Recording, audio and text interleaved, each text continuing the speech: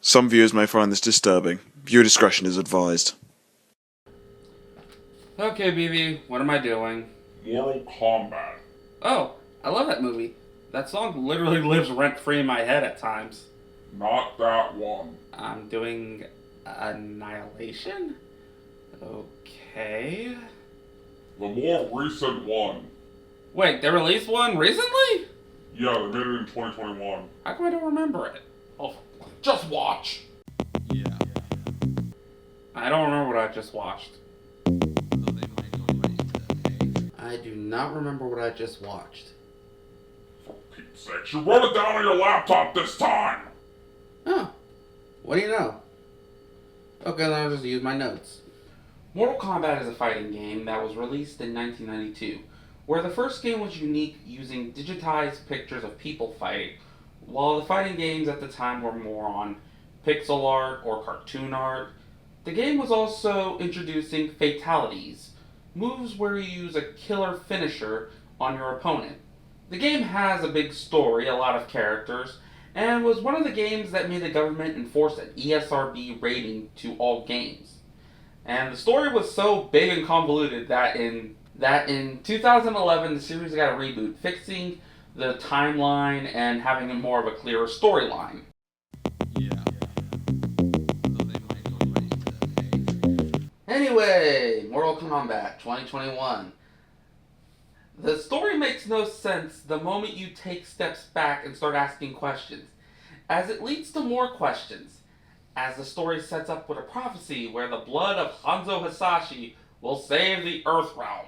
Last time I checked, correct me if I'm wrong, the lore of Mortal Kombat was that the Outrealm wants to take over the Earth Realm, namely Earth, but to do it legally, they have to win the Mortal Kombat tournament 10 times before they're allowed to hostilely take over the Earth.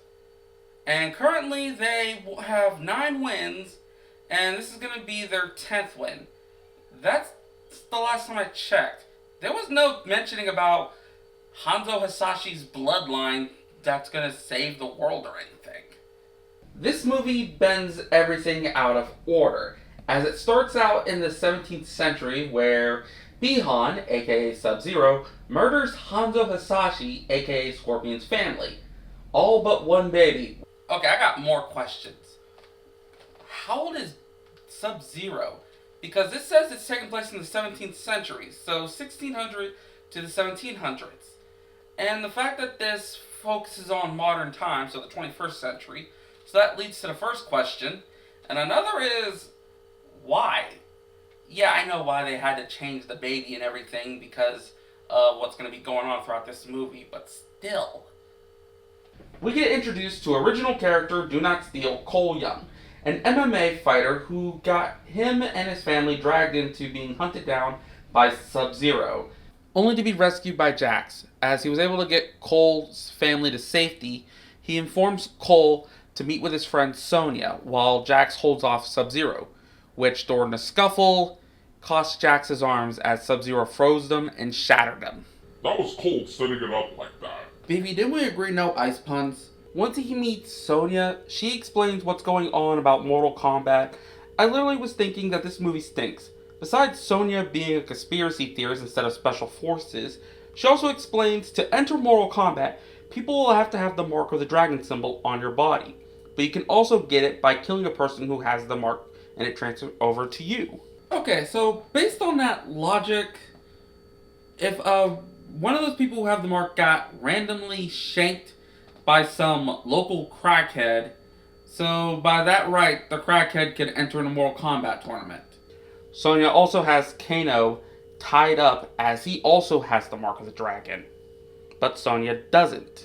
Anybody with an IQ above room temperature is going to know that she's going to kill Kano and acquire the power. And I wish she would have done it earlier, because throughout the whole movie, Kano was supposed to be the comedic wisecracking guy of the group. And every time he opened his mouth, it was annoying to the point where even I want to stab him. They did get ambushed by a lizard monster, which I had to look up, and that was supposed to be Reptile. Looks like some random lizard monster that Shang Tsung sent after them. They were lucky to beat it, though with some minor injuries, and they escaped, traveling to the ruins which has monks living there, that Shang Tsung sent after them. With some minor injuries, they were able to beat it and escape, traveling to some ruins which have monks actively living there. And they meet Liu Kang and Raiden.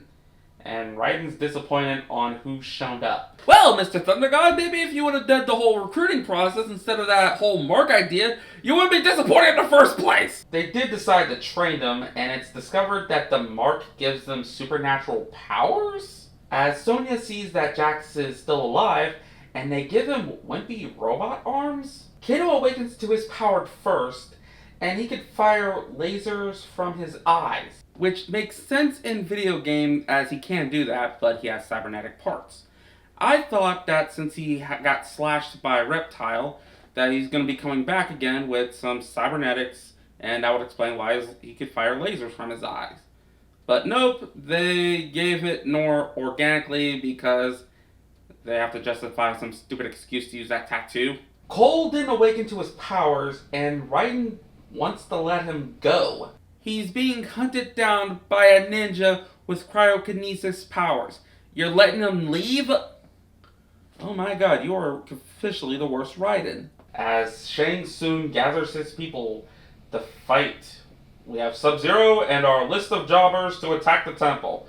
And for those who don't know, jobber is a wrestling term meaning that their purpose is to lose the match. First up, Melina, and what did they do to her face? She's supposed to be part Baraka, which gives her more of like a sexy, creepy vibe. And it looks here they just slapped a lot of paint on her and made it look like the Joker smile. They do give her that face, but it's at the last minute. They either could have gave her the Baraka face or just put the mask on. Don't go half-assing it. Next up, Mitara, the flying female, who, after looking it up, she's supposed to be a vampire. Fooled me. All I remember is she got jobbed by Kung Lao getting the hat kill. Next, Reiko, who I thought he was an original character like Cole, but he's actually a character in the series. He's Shao Kang's general. From what I gather, in his free time, he likes to sneak into Shao Kang's throne and wear his helmet. And Cabal, who has a hatred for Kano for what he has done to him, but he is also the one who gets Kano to switch sides, as they beat up on Jax and Sonya, which Jax powers awakens and turns his wimpy robotic arms into what they're supposed to be. Well, that leads to some questions then. What would his powers would have been if Sub-Zero didn't smash his arms? And lastly, Goro, who travels to hunt down Cole, but actually helps Cole awaken to his power. A colossal-like armor that could throw back attacks that were thrown at him, and bladed tonfas. I'm not going to complain about how does this connect to Scorpion, but I will ask, how does this connect to MMA fighting? They set Goro up just to be killed by original character Do Not Steal.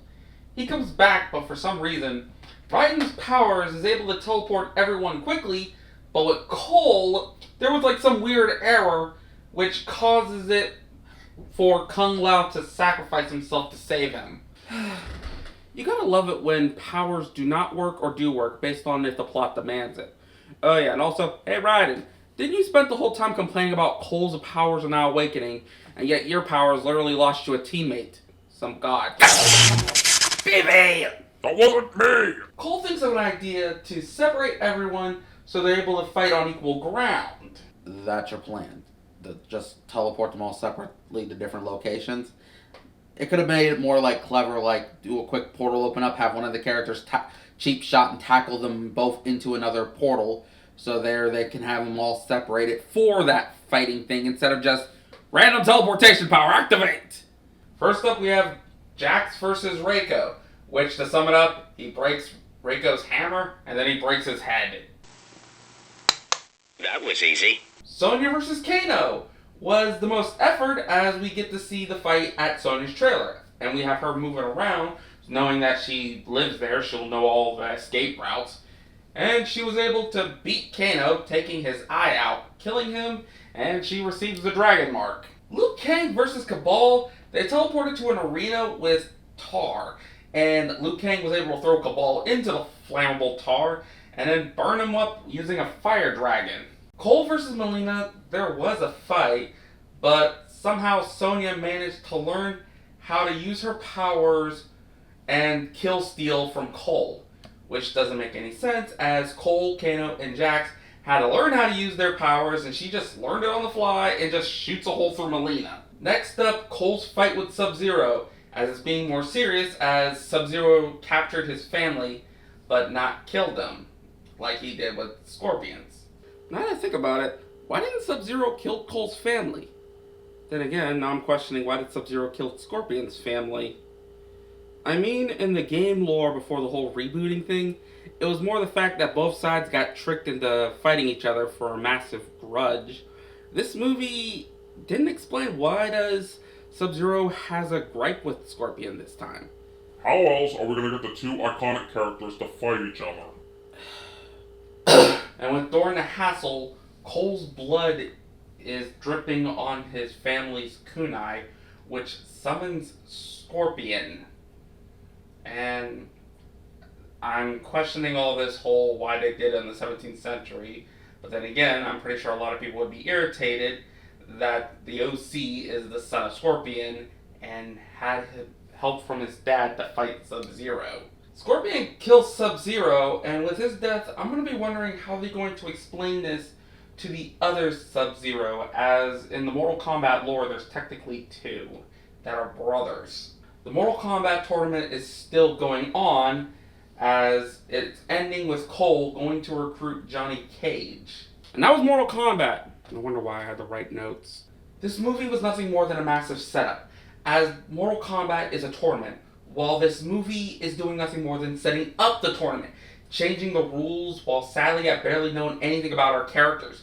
We get the basics from Sonya, Kano, and Liu Kang, but the character Cole was just some OC insert, and some prophetic message that wasn't really needed. Just give our characters some importance. With the rules they put up, they can be torn apart easily, and questioning like, how come nobody tried to get Johnny earlier? Or why does Scorpion's family has to be the one to save the day? This is a forgettable movie. And after all this is over, the most memorable thing I remember about this movie was some stupid journalist article asking why Chun-Li wasn't in it. That's like asking why wasn't Mickey Mouse in Space Jam. If you want to watch the movie, it's on HBO Max. Finish him.